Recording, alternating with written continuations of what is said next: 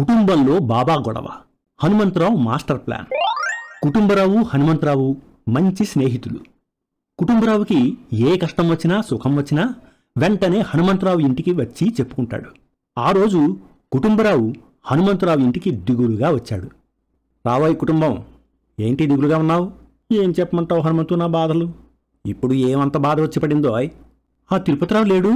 లేడు కదా, ఈ మధ్య పుష్కరాలలో పుణ్యానికి పోయేట్టు కదా. అబ్బా వినవయ్యా స్వామి, ఆ తిరుపతిరావు ఇంట్లో ఈరోజు బాబా పారాయణం. మా ఆవిడ పొద్దుటే వెళ్ళిపోయింది. వదినగారు కూడా బాబా భక్తులా? వాళ్ళ స్నేహం ఊరికే పోతుందా? పైత్యం ముదిరిపోయింది. సరే, ఇంతకీ అసలు విషయం చెప్పు. నీకెందుకు దిగులు? దిగులు కాకపోతే మరేంటి, నిక్షేపం లాంటి ఇల్లాలు ఇలా తయారైంది. నేను రామా అంటే అది సాయిరామ్ అంటుంది, నేను పరమేశ్వర అంటే అది అల్లా మాలిక్ అంటుంది. అదేంటోయ్, కొంపదీసి మతంగాని మారలేదు కదా?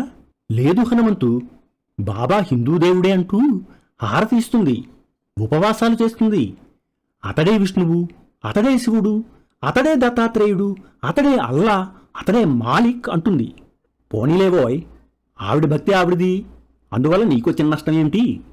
ఏమిటా, ఈ మధ్య పూజామందిరంలో మన హిందూ దేవుళ్ల బొమ్మలు పక్కకి తీసేసి బాబా బొమ్మ పెట్టింది.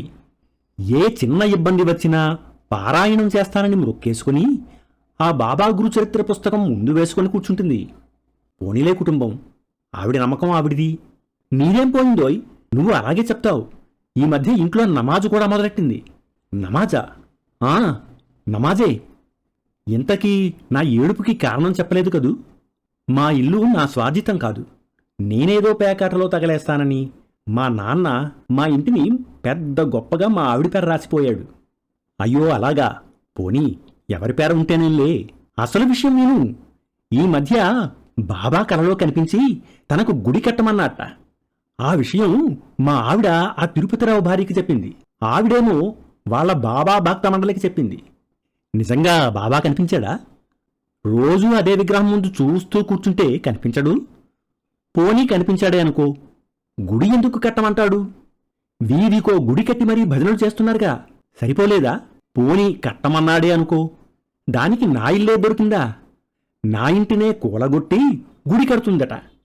అంత మారిపోయారా వదినిగారు? అయినా తప్పు నీదే, నువ్వు మొదటే ఆపి ఉండాల్సింది.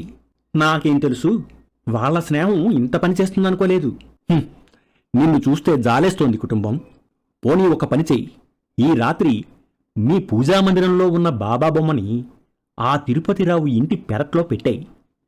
ఒక చెంకీ జెండా మీద నా నిజమైన భక్తులు వీళ్లే, నాకు ఇక్కడే గుడి కట్టండి అని వ్రాసిపెట్టు. తెల్లవారేక ఏం జరుగుతుందో చెప్పు.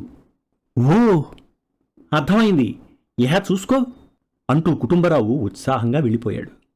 మరుసటి రోజు కుటుంబరావు హడావిడిగా వచ్చాడు. ఏం జరిగింది? ఏముంది, మా ఆవిడ బాబా మీద, ఆ తిరుపతిరావు భార్య మీద కోపం తెచ్చుకుంది. ఇహ జన్మలో బాబా పేరు ఎత్తనని, ఆ తిరుపతిరావు ఇంటి గుమ్మం తొక్కనని ప్రతిజ్ఞ చేసింది. నీ ఉపాయం భలే పనిచేసింది హనుమంతు. ఆడవాళ్లు దేనికైనా సహిస్తారు గాని తమకు దక్కేది పక్కవాళ్లకు దక్కితే తట్టుకోలేరు. ఇంతకీ ఇప్పుడు గుడి పంచాయితీ తిరుపతిరావు ఇంటికి చుట్టుకుందా? నా బొంద, గుడికి ఇల్లు ఇచ్చేదేలేదని ఆవిడ భీష్మించుకు కూర్చుంది. చివరికి గొడవ ముదిరి ఇదంతా మా ఆవిడ కుట్ర అని నలుగురిలో గట్టిగా అరిచింది. భక్తి కాస్త రక్తిగా మారి చివరకు విరక్తి మొదలై మన పథకం రక్తి కట్టింది. ఇప్పుడు నా రాముడు, నా శివుడు తిరిగి నా పూజామందిరంలోకి వచ్చేశారు. కథ సుఖాంతం అయింది. థాంక్స్ రా హనుమంతు. రేపు మా ఇంట్లో రుద్రాభిషేకం, నువ్వు తప్పకుండా వచ్చి భోజనం చేసి వెళ్ళాలి. వస్తా మరి అంటూ సంతోషంగా వెళ్ళిపోయాడు కుటుంబరావు.